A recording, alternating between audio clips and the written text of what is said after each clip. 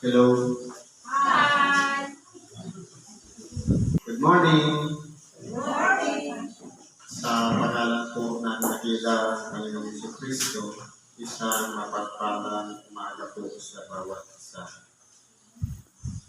Nandito po tayo sa ikalawang bahagi kung saan meron tayong mga sitas na inanap na ito po ay ating papasanin at bibigyan ng buhay.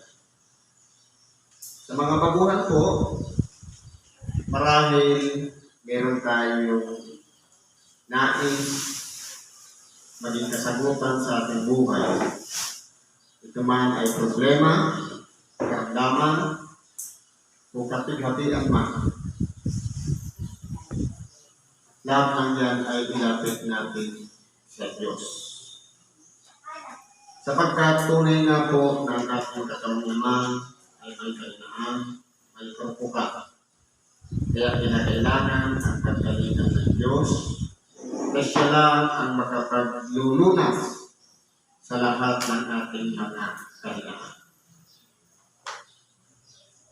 Ang katawan ng tao ay marupok, mahina, madali magkaroon ng karamdaman.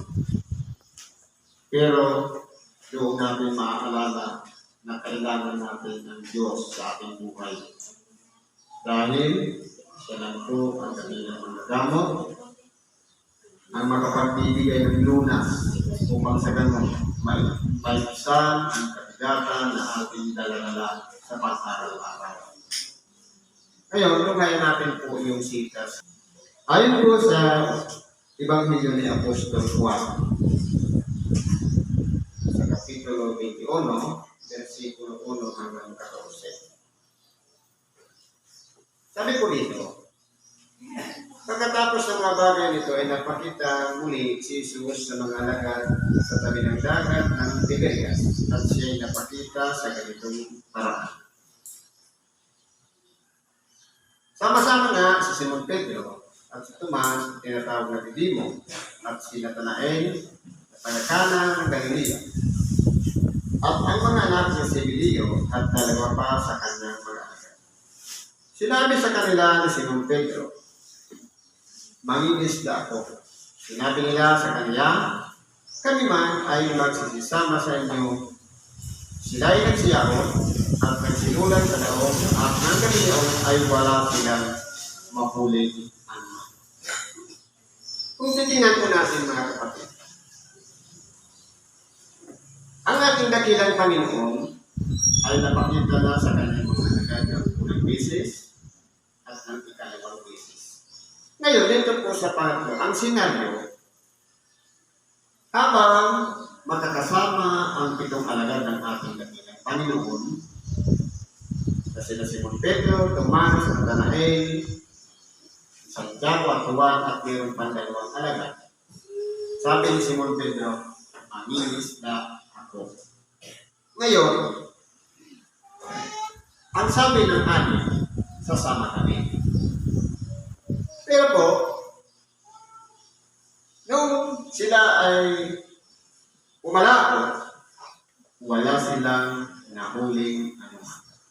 Kaya ang desisyon nila, parang nawalan na sila ng tsansa na makahanap pa ng isda.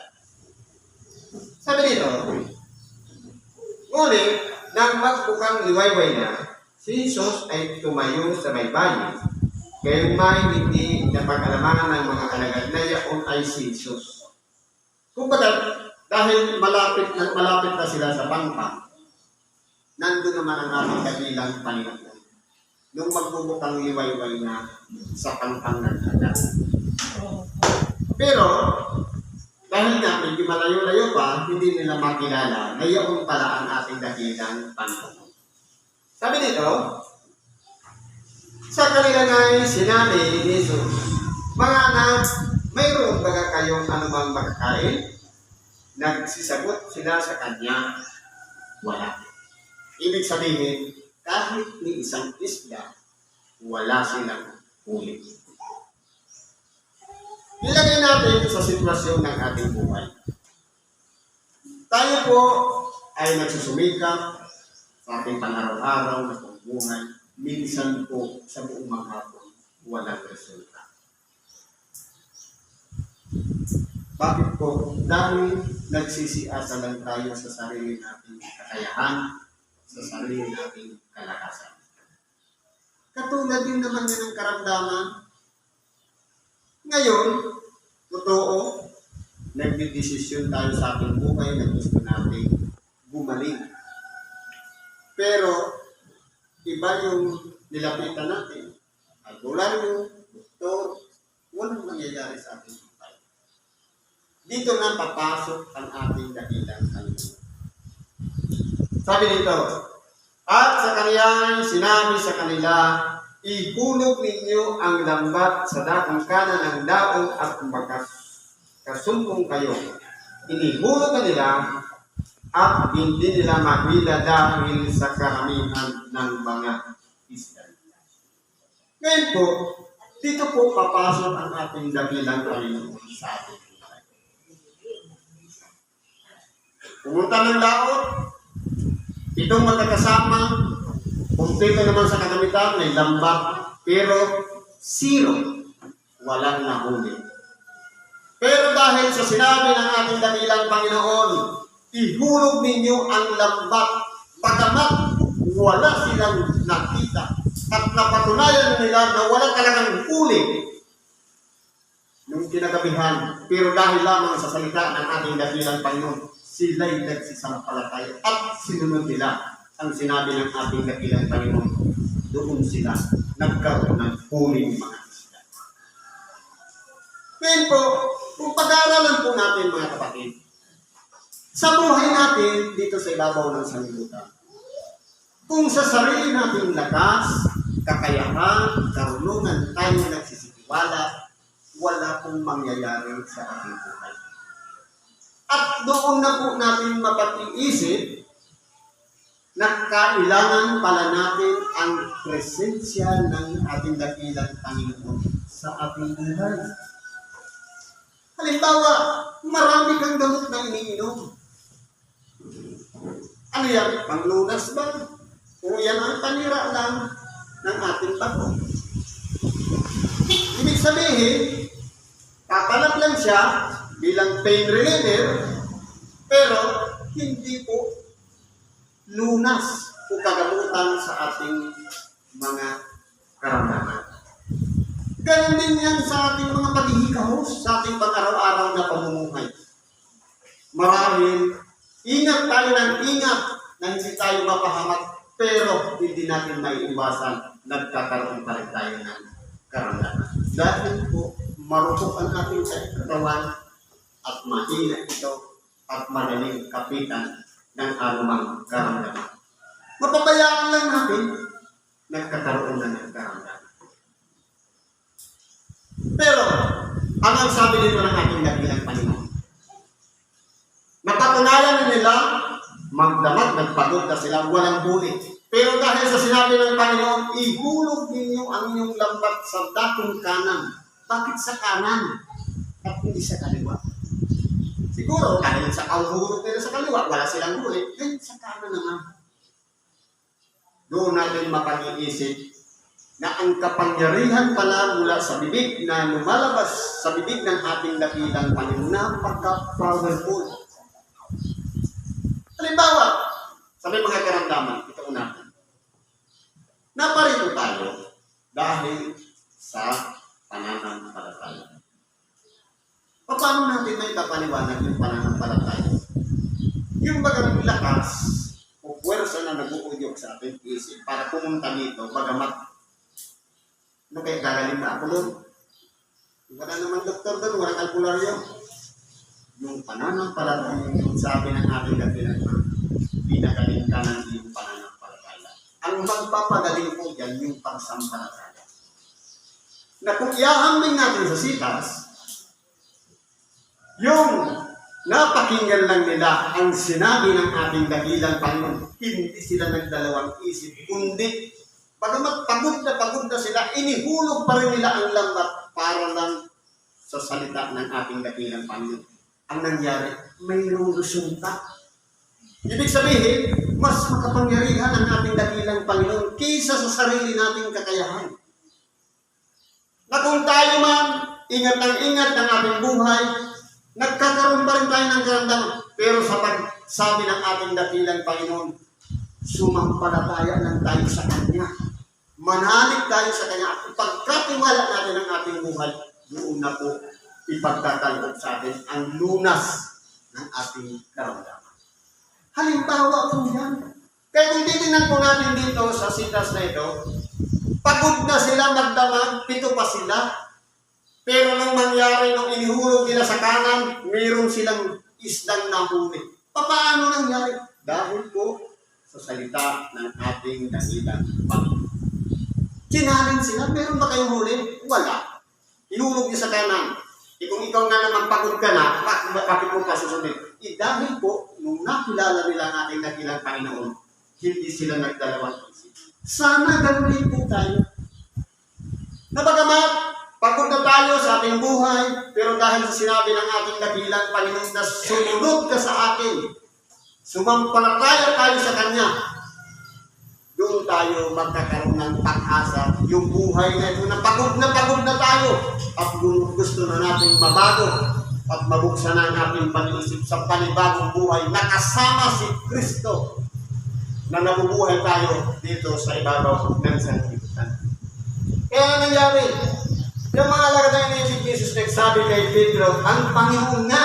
Kaya pagkarinig niya ni Simon Pedro, yaon, ang Panginoon ay nagbigtis siya ng kanyang tuninga sapagkat siya'y pumut-ubad at tumalon sa langit. Kumbaga, nung mapagkilala ni Juan, na yaon na ang Panginoon nagsabi na ihulog mo ang iyong lambat sa kanan. Nalaman ni Pedro, ay yun nga yung Panginoon. Ang ginawa ni Simon Pedro, dahil humot-ubad siya, nagsuot siya ng tunig at tumalon sa dagat at lumapit sa ating dakilang Panginoon. Ganyan po dapat ang magiging reaksyon ng bawat isa sa atin kapag napagkilala natin mismo ang presensya ng ating dakilang Panginoon. Ngayon, tatanungin natin ang ating sarili. Ito'y isang simbahan. Nasaan ang presensya ng ating dakilang Panginoon? Nandyan po sa mga salitang ibinabahagi sa oras nito. Yung Ebanghelyo mismo ang magpapakilala sa atin na nandoon ang presensya ni Kristo, na bawat salitang ating napapakinggan kapag ito'y pinakikiramdaman natin at pinagnililay-nilayan, nalalaman natin na ito na yung panahon na kung ano mang sagabal sa ating mga puso, tayo makapagsisi para makabuelo ang presensya ng ating dakilang Panginoon sa ating puso, mapapatawad ang ating mga kasalanan. Yung kagamutan ng ating mga karamdaman, unos na lang. Ito ka? Sabi nga, hanapin muna niyo ang kanyang kaharian, ang kanyang katwiran, at ang lahat ng bagay ay pawang idaragdag na lang. Ibig sabihin, bungas na lang ang kagamutan ng ating karamdaman. Once na ipinapasok natin sa ating puso, si Kristo. Kaya ano na nangyari? Dapat ba ang ibang mga alagad ay nagsilapit sa maliit na daon sapagkat sila ay hindi lugang malayo sa lupa, kundi may 200 siko. 200 siko, ito. Halos 100 meters lang ang distansya mula sa, kumbaga sa sukat ng poste, ang distansya ng poste sa poste, 16 meters yan. Mga 1.5. Yun lang yung layo mula sa pangpang hanggang doon sa pinalalagyan ng dahon. Kaya dinig na dinig nilang ating dakilang Panginoon. Pero parang duda pa rin yung iba. Pero dahil nga napagkilala nila na yun ang ating dakilang Panginoon, nagkaroon sila ng buhay ng loob sapagkat na nandun nga ang ating dakilang Panginoon sa bangka. Maang si Simon Pedro, hinilang lambat, puno ng malaking isda na 153. At sa ganung karami ay hindi napunit ang lambat. Sinabi sa kanila ni Jesus, magsiparito kayo at magagpaming gutom. At sino man sa mga lagat ay hindi nangahas ng siya'y tanungin, sino ka? Sa pagkalam na yaon ang Panginoon. Lumapit si Jesus at binangkot ang tinapay at sa kanila ay binigay at gayon din ang mga isda. Ito Ito'y ang ikatlong pagpapakita ni Jesus sa mga alagad pagkatapos na siya magbangon na muli sa mga patay. Ngayon, ito ang paanyaya ng ating dakilang Panginoon. Magsiparito kayo at mga pawing gutom. Ngayon, ano ba yung nakahain ngayon? Para mapawi ang ating gutom. Hindi ba ang pinakakailangan ng isang tao kapag nagugutom, pagkain. Sabi sa ibang termino, tinapay. Ngayon, marahil hindi tayo nakapagsimba, hindi man lamang tayo nakapanalangin, pero andito tayo, kinakailangan natin mga pawing gutom. Ano yung nakahain? Ito yung tinatawag na tinapay ng buhay. Walang iba ang salita ng Diyos na pinakapagkain ng ating kaluluwa at espiritu. Paano siya naging pagkain? Sabi ng ating dakilang Panginoon, tapusin siya ng diabo. Gawin mo ang batong ito na maging tinapay para may pagkain tayo. Anong sagot ng ating dakilang Panginoon? Hindi lamang sa tinapay na bubuhay ang tao. Ibig sabihin, hindi lang pala sa pagkain ang ikinabubuhay natin, kundi sa bawat salitang lumalabas sa bibig ng Diyos. Ibig sabihin, kailangan para natin ang pagkain material para mapusog ang ating tiyan. Meron tayong enerhiya sa pang-araw-araw na pamumuhay. Meron pa palang ikalawang tinapay na pinakapagkain ng ating kaluluwa at espiritu, walang iba, ang tinapay ng buhay o salitang lumalabas sa bibig ng Diyos na isinulat dito sa mga banal na kasulatan at binabasa naman natin at pinapaliwanag. Ito po yung tinapay o salita ng Diyos na kung saan nagkakaroon tayo ng pag-asa. Pagamat matagal na ang karamdaman, may chance kaya ko pa palang gumaling. Pagamat pagod ka na sa iyong buhay, mayroon pa palang pag-asa. Hindi pa palang mabago. Sa tulong po yan ng kapangyarihan ng Espiritu Santo. Kaya anumang balakid sa ating buhay para hindi makapenetrate ang presensya ng Diyos, iwagsin po natin yan. Magiging sagaba lang ang kasalanan, kaya humingi tayo ng tawad sa Diyos. Siguro po hanggang dito na lang ang pagkikitahin natin sa oras ito. Salamat sa Diyos at ano man ang ating kahilingan, karaingan, ililapit natin yan sa Diyos. Kung tayo man ay nagkasala, humingi tayo ng tawad. Bigyan natin siyang puwang sa ating puso, pakiramdaman natin yan at pagnilay-nilayan. Yung mga salitang napakinggan natin at gamitin natin sa ating pang-araw-araw. Salamat sa Diyos at mapagpalang umaga sa bawat